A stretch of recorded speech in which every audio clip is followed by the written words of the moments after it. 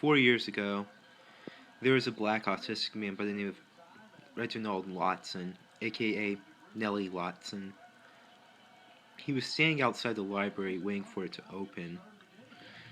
But then an anonymous figure called him a very suspicious person because he was wearing a hoodie and some jeans on. So they decided to call the police. Because of this, the next moment the police came over, and then Reginald just was going to escape, was trying to run away from the police because he was scared what they would do to him next. The police arrested him because they didn't know how to handle a disabled person since he was trying to escape the danger from them. This happens way too often in the culture of blacks and disabled. This isn't the first time that this has happened. This has happened with Michael Brown, who was shot by Officer Darren Wilson, and then Trayvon Martin, who was killed by George Zimmerman. And then in the disabled community, you have a 26-year-old Down syndrome man by the name of Robert Ethan Saylor, who was attacked by the police and asphyxiated by them too, because they didn't know how to handle him since they had no training with disabled people, and that's what led to his death, because they didn't know how to tell him to just leave his seat peacefully. And another case was Jenny Hatch, a 29-year-old Down syndrome woman who was denied the right to live with her friends Jim and Kelly named Morris, and was placed in a segregated group home where she was treated like a prisoner and was crying every day because she felt like the place was very segregated towards her, and that's where her mother placed her. But in the end, she did win her court battle to live with her friends Jim and Kelly Morris. All too often, then there's injustice and prejudice from every corner of the world, every city, every community. It happens everywhere, no matter where you live. Even after the abolishment of slavery and the Civil Rights Act of 1964. And so I say that Governor Terry Mcauliffe, Nellie Latson did not do anything at all. He was just sitting, waiting at the library for it to open, and the next moment that happened is that the police came over and arrested him because of something he didn't do at all. Everybody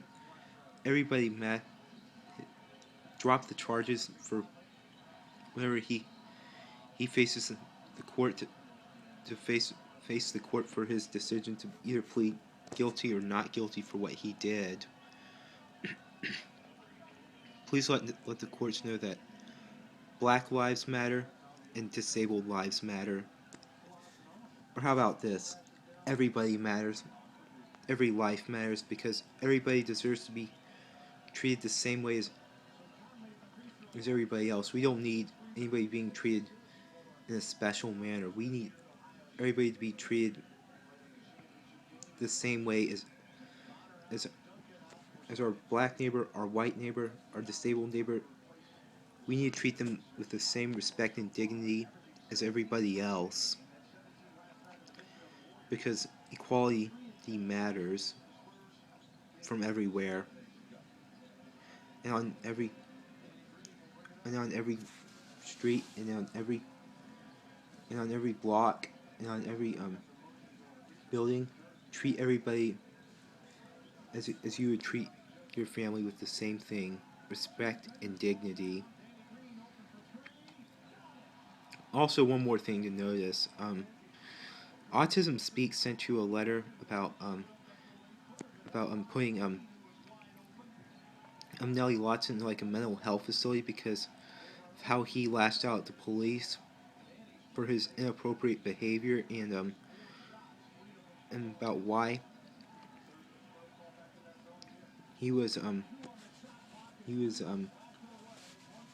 why autism is a bad thing. Autism Speaks has been infamous for a lot of events like this, and I want you to talk to the district attorney of Virginia to not allow Neli Latson to be placed in a mental health facility like the Judge Rotenberg Center, because a lot of mental health facilities or group homes or any institution for that matter is segregated for disabled people to live in. They don't treat them as like full-blown human beings.